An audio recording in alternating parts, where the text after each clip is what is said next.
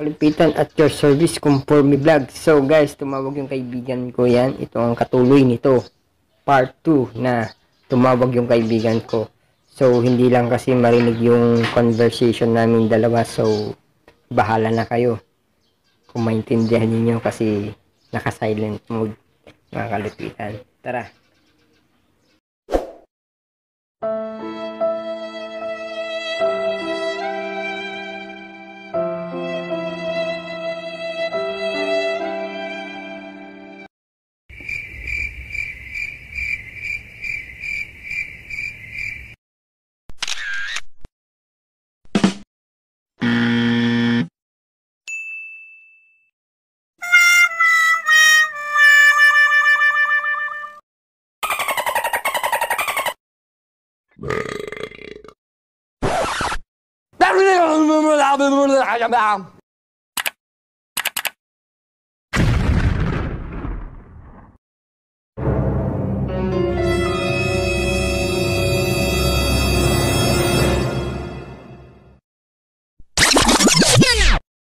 So, may kukwento ako sa inyo. So, ako kasi, para sa akin, kahit hindi pa ako nakakarating sa ibang bansa o sa ibang lugar, so, ganito po kasi ang tips na yan. For example, isipin mo na lang na nasa ibang lugar ka or nasa ibang bahay ka, ganoon na lang. So, kung nasa ibang bahay ka, number 1, katulad ng sinabi ko nung last na vlog ko. Yan, number 1, marunong kang makisama at marunong kang magtiis. Number 1 yan, matiisin ka. At higit sa lahat ay huwag kang makakalimot na mag-pray parati. Sa tuwing maghahanap ka ng trabaho mo, try ka lang ng try. Huwag kang susuko mga kalupitan. So, hindi naman kasi kaagad-agad na magkakaroon ka ng trabaho. Kailangan din ng pagtitiis na sinasabi. So, kapag nakapasok ka na dun sa trabaho mo na yun, sabihin mo, mag-pray ka at sana ay itong papasukan ko na maging boss ko ay mabait. Yan mga kamadla o kalupitan ko. Yun ang lagi niyong iisipin.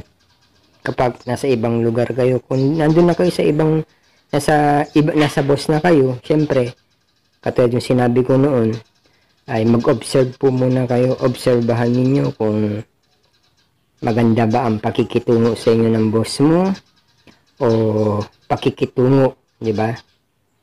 Sa akin kasi, nasa ibang bahay ako, inobserbahan ko muna sila kung maganda ba yung pakitungo nila sa akin at anong bang dapat kong gawin para hindi sila ma-disappoint sa akin, 'di ba? Bilang isang tao, 'di ba? Kasi tao lang din naman ako, nagkakamali. So nag-iisip ako ng dapat kong maitulong. For example, kulang sa pagkain, wala silang pagkain, ako for example, meron akong madudukot. So yun yung namin na i-share ko na para may pang-ulam kami lahat. So ang tinuturing ko sila na parang kapamilya ko, hindi ko sila tinuturing na ibang tao ang kalupitan. So kahit na nasa iba nila ako, kahit hindi nila ako kaano-ano, basta maipakita ko lang sa kanila na ugali kong maganda, hindi ko sila pinapakitaan ng kung ano-ano, kahit na iba ang isip nila sa akin. Think positive pa rin po ako mga kalupitan. So kailangan kong magtiis at alamin ang bawat ugali nila upang sa ganun ay maging close ko sila mga kalupitan. So ganun talaga mga kalupitan kapag nakikisama ka. So mahirap talaga makisama. Yan. At makuha yung tiwala nila. Hindi naman porket agad-agad ay pag pumasok ka sa ganung anggulo ay magtitiwala na sila sa'yo. So hindi po ganun kadaliin mga kalupitan. Kailangan mong makuha ang loob nila para pagkatiwalaan ka nila. So kasi ang sinasabing tiwala guys, yan ang pinakamahirap na mawala, yung tiwala. Pag once na pinagkatiwalaan ka ng isang tao, ay dapat siguraduhin panindigan mo yung tiwala nila.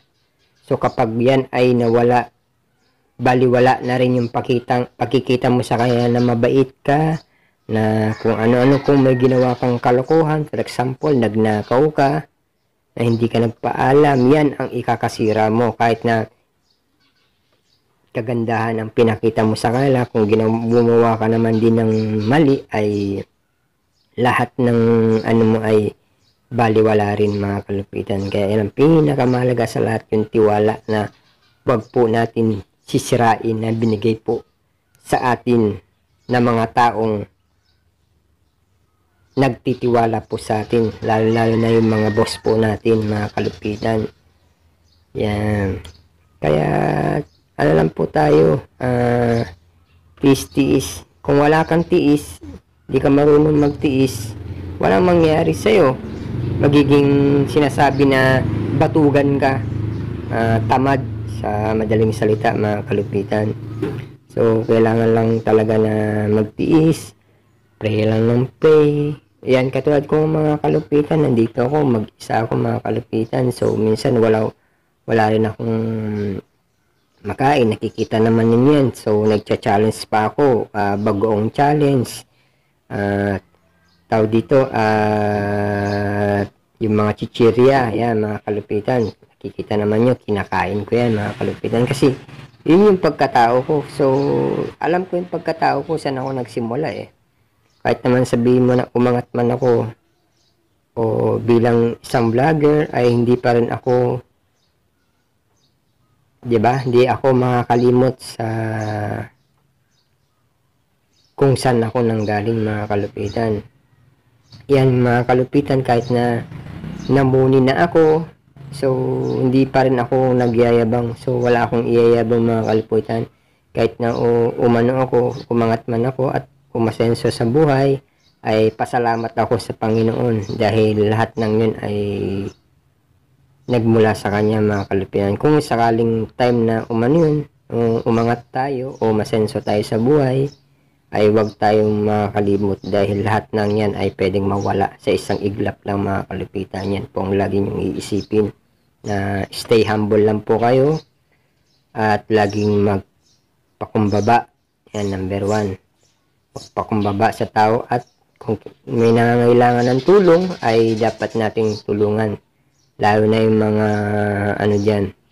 mga kababayan natin, na for example na salanta ng bagyo, o mga nasalanta ng ay yung mga malalaking sikat na YouTuber dyan, ay dapat po ay tulungan ninyo yung mga taong sumusuporta po din sa channel ninyo. Kasi kung wala din po sila, mga kalupitan, ay hindi po kayo magiging mayaman, dahil yung pera na yan ay pinaghihirapan po din ng mga taong sumusuporta sa inyo. Kaya dapat din po kayong tumulong sa mga mas nangangailangan, mga kalupitan, o mga matataas na YouTuber dyan. So itong na ito ay pinapahatid ko po sa inyo, upang sa ganun ay hindi manira, kundi mamulat po kayo sa katotohanan, mga kalupitan. Dahil kung hindi sa kanila, sa mga OFW na sumusuporta sa channel ninyo, ay wala rin po kayong kalalagyan ngayon, at hindi po kayo yayaman, mga kalupitan. So dapat po ay i-share ninyo po sa mga nangangailangan. Yan, mga kalupitan. Kung sakaling punto naman na dumating ako dyan, o dahil sa tulong ng tao sa akin, ay isang iglap ay bigla akong naging sikat na isang vlogger, ay yun talaga ang mission ko, na hindi ako makakalimot na tumulong sa kapwa ko, lalo na sa mga maliliit, kasi sobrang maawain po akong tao, guys. Kahit yung tipo na kakainin ko na lang, ay ibibigay ko pa sa mga taong nakikitaan ko na nagugutom, pakalat-kalat sa lansangan. Yan, mga kalupitan. So naawa ako, kasi hindi naman nila kagustuhan na maging mahirap sila. Talagang ganun talaga, na pinanganak sila na maging mahirap, upang sa ganun ay matuto sila sa buhay, kung paano maging matyaga at maging matibay ang kanilang, diba? Maging matibay sila, upang sa ganun ay makamit din nila ang tagumpay sa kanilang buhay, mga kalupitan. Kaya yun lang talaga ang kailangan ng mga tao, sipag at tiyaga. Yan, kung patamad-tamad ka ay wala pong mangyayari sa'yo, mga kalupitan. So, sa ngayon ay eto, yan ang paulit-ulit tayo ngayon, di ba mga kalupitan? Nakatambay ako. So, nakatambay ako ngayon dahil mahinang pasada. Kasi parang inisip ko na namamasada ako, tapos namamasada ako magkano 40, maghapon 40, hindi na tulad ng dati. Na ano.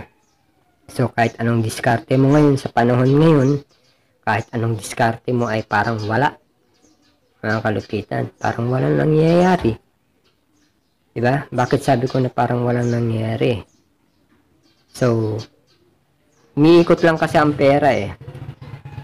For example, nakapagpasada ka worth of 40, mag-iisip ka ng pagkain mo kahit na ano yan, mura, basta makatawid gutom ka lang. Chichirya, kundi chichirya, sardinas, itlog, o kaunting luto-luto mo lang yan, o di ba may ulam ka na. So, iniisip ko din, kung laging ganun ay paano ko mababayaran yung ilaw. So, minsan, ang ginagawa ko sa diskarte ko, 5 pesos, naghihiwalay na ako. Diba? Mahinang pasada, 5 pesos, pak, lagay dyan. Another isang araw na naman, 5 pesos again. Hanggang hindi mo man namamalayan, yung pera na yun ay naiipon at meron ka ng pambayad ng ilaw, meron ka na rin pang tubig sa araw-araw at iba pa yung pang maintenance mo sa motor, mga kalupitan. Pero may time din na bigla-bigla na lang na uubos. Yan kasi dahil sa kahirapan ng buhay ngayon, mga kalupitan. Kung gaano ako naghihirap ngayon ay mas naghihirap din yung mga taong pakalat-kalat ng salangsangan, mga kalupitan, na tumitira lang sila sa barong-barong. Yan, mga kalupitan, para lang makaraos sila sa hirap, kailangan nilang magkumayod marino, sinasabi, mga kalupitan. So, maraming salamat po sa mga sumusuportang taglay sa akin. Yan, so sana ay ma-interview ko na rin yung pinagkakainan ko. So, wala akong time na ma-interview ko siya. Baka alam mo naman kasi ang ibang tao dun ay maraming chismosa, baka kung ano-ano ang isipin nila. Kaya nagdadalawang isip ako kung iba-vlog ko ba siya o paano yung diskarte ko na, diba?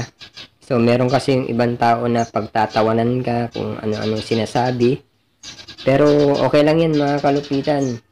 Tis-tis lang tayo, ang importante wala tayong nasasagasaan na kapwa natin tao.